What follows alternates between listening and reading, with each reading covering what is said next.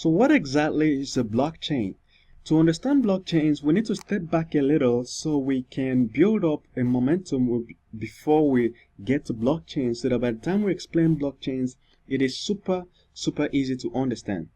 Now, a transaction is an interaction between the user and the system as prepared by whoever built the system. For example, in social media like Facebook, a good example of a transaction is a like. When a user shares a comment or a post, and when a user comments. In Twitter, it has to be when a user tweets, they have made a transaction, or when they retweet. In GitHub, you have push, pull, merge, and a whole lot of things, transactions users can do on GitHub. In Bitcoin, users basically send money. So now we understand or have an idea of what a transaction is. Let us look at what a smart contract is. A smart contract is also known as a self-executing contract. A blockchain contract or digital contract is also known as crypto contract. So, but generally it is known as a smart contract. It was first described by somebody called Nick Szabo in 1996. Nick Szabo is a computer scientist, and when they were theorizing what a blockchain would be, they just called it a decentralized system. They were theorizing it, and he figured out that if there is a decentralized system, it will need something called smart contracts. Now, a smart contract is a computer program, basically a software, a block of code written by somebody. It directly controls the transfer of digital currencies or assets between parties under certain conditions. Smart contracts can only define the rules and penalties around an agreement in the same way that a traditional contract does, but also automatically enforces those obligations. So generally, I'm going to break this down, all this grammar, I'll break it down so you understand it straight up. Now, let us picture a system where I am betting against Trump that it will rain tomorrow. So I and Trump have a bet that it will rain tomorrow, and we both stake $50 to it. Now, this is supposed to be a transaction, but then the transaction could go either way, depending on who wins the bet.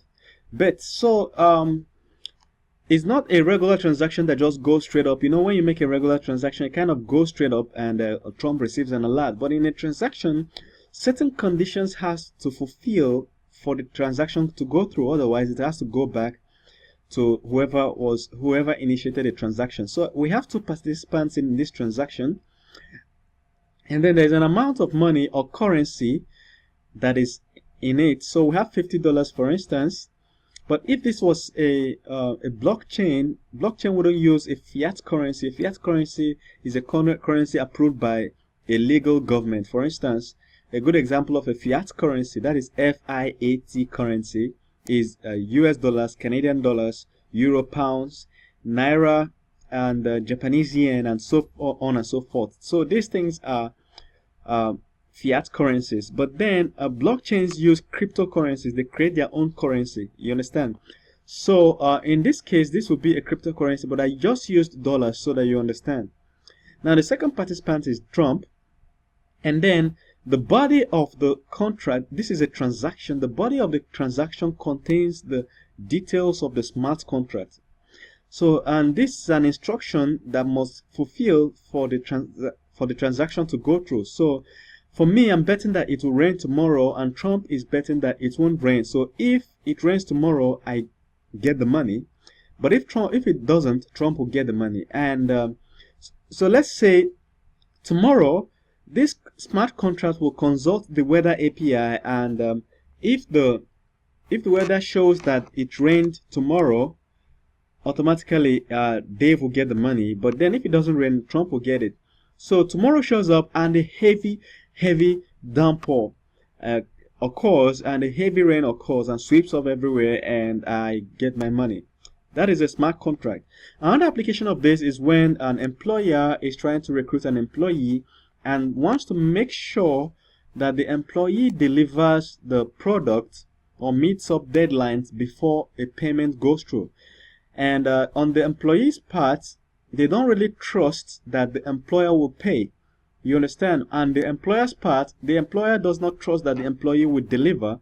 So what they do is that the employer puts the money in an escrow account. So this is basically functioning. Smart contract is basically functioning like an escrow.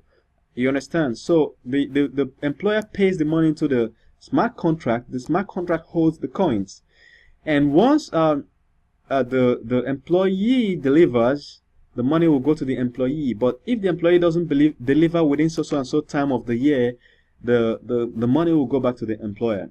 So that is a smart contract. So if anybody asks you any day what a smart contract is, you should be able to explain it simply and in a very clear and straightforward manner. But you should always understand that a smart contract is basically a software program, basically if and else statements that somebody wrote. You understand?